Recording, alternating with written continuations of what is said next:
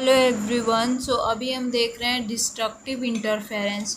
तो destructive interference क्या होता है? If phase difference between two superposing wave is 2n-1 π/2 then intensity will be minimum. Such interference is called destructive interference.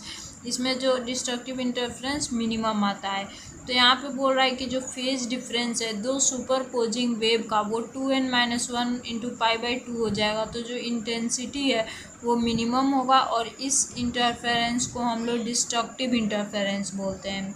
Phase difference कितना आएगा? k(r2-r1/2) 2n-1 into π/2 दोनों equal हो जाएगा। तो 2 कट जाएगा यहाँ से। k(r2-r1) 2n-1 इंटू पाई के इक्वल आया। तो ये n जो है वो n 1 2 3 लेना है। तो k 1 ले रहे हैं हम। तो k(r2-r1) पाई के इक्वल आ रहा है। ठीक है।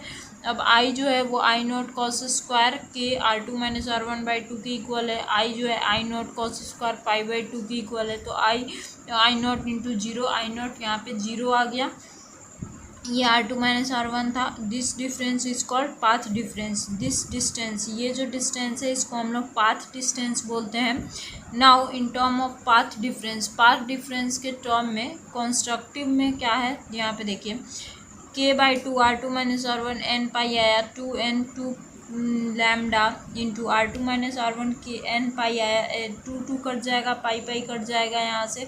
तो r2-r1 n पाई आया। If the path difference between two superposing wave is n pi then the intensity will be maximum and such type of condition is constructive interference.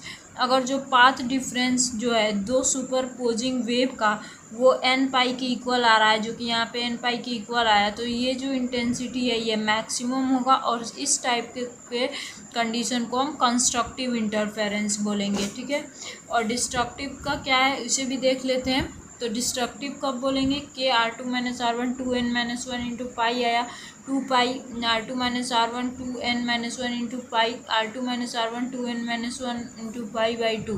If the path difference between two superposing wave is 2n-1/2 into pi, 2n-1 π/2 then the intensity will be minimum and such type of condition is called destructive interference।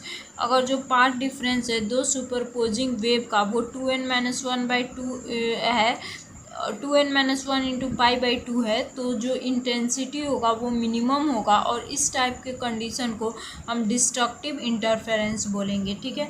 तो I hope आपको समझ में आई होगी।